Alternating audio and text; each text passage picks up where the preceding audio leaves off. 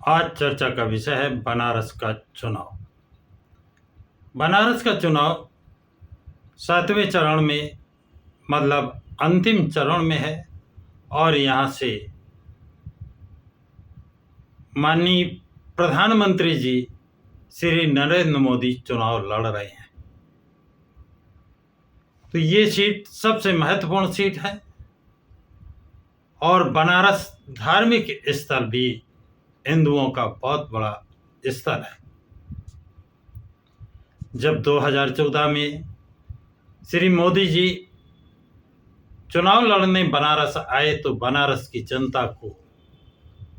जनता से उन्होंने कहा कि मुझे गंगा मैया ने बुलाया है, इसलिए मैं बनारस से चुनाव लड़ने आया। बनारस की जनता, भोली भाली जनता, धार्मिक जनता ने मोदी जी की बात पर विश्वास किया और मोदी जी को भारी बहुमत से विजय दिलाई और वो भारत के प्रधानमंत्री बने।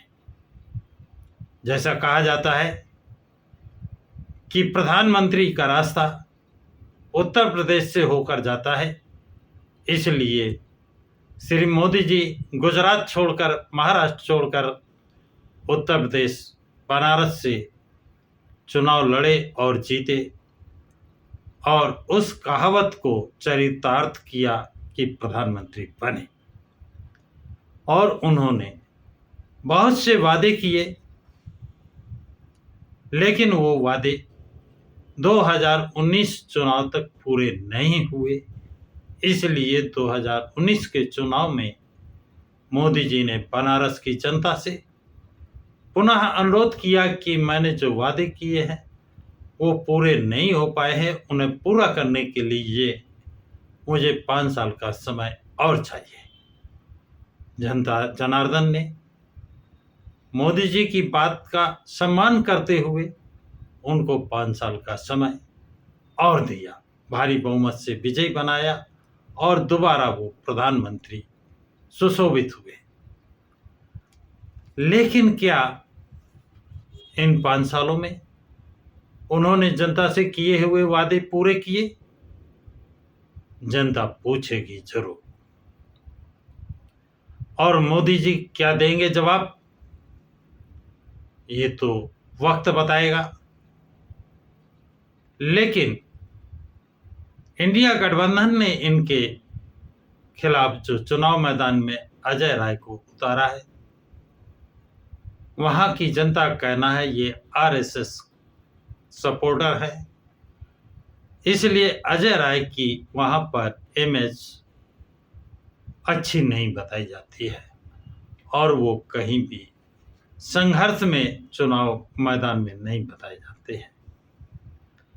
अब जो तीसरा उम्मीदवार है वो बसपा का कैंडिडेट है अतहर जमाल लारी, जो बुनकर हैं और बनारस में बुनकरों की संख्या बहुत ज़्यादा है और बनारसी साड़ी बड़ी फेमस है और वहाँ पर उनकी टैक्स इतना बढ़ा दिया गया है कि जो 72 रुपये था वो कहते हैं अब 400 रुपये हो गया है। और ये बनारस में ही नहीं, अभी मऊ के बुनकर भी इस वहाँ अंसारी मोस्टली है और वो बुनकरी का काम करते हैं, उनका भी ये आरोप था। और वही समस्या बनारस के बुनकरों की है। बनारस में तो बनारसी साड़ी देश विदेश में बहुत फेमस है और टैक्स इतना बढ़ जाने से उन लोगों के सामने समस्या है, धंधा मंदा हो गया है, ऐसा लोगों का कहना है। और अतहर जमाल लारी उनकी समस्याओं को समय समय पर उठाते रहते हैं, इसलिए बुनकरों का वोट और सपोर्ट उनके साथ रहता है।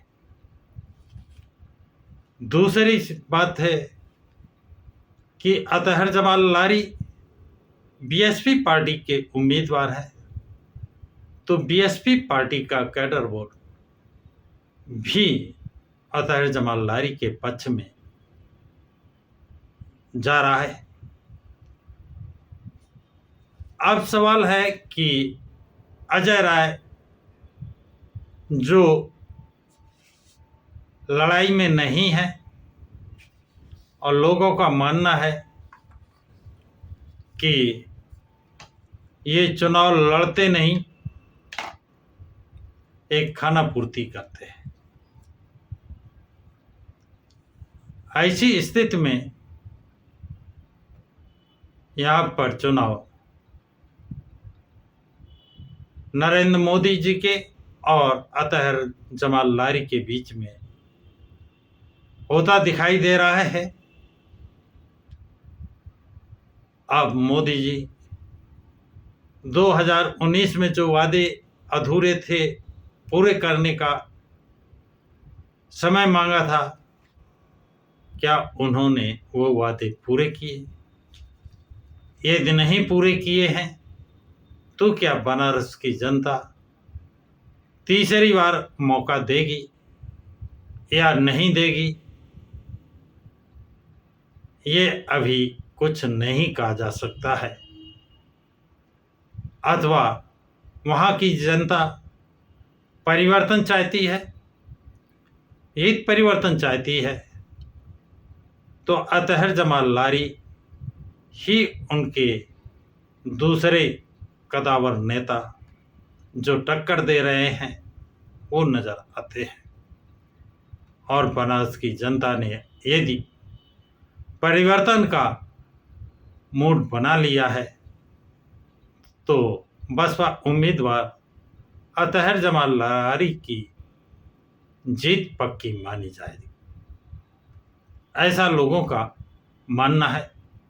लेकिन सच्चाई तो 4 जून को ही पता चलेगा। आप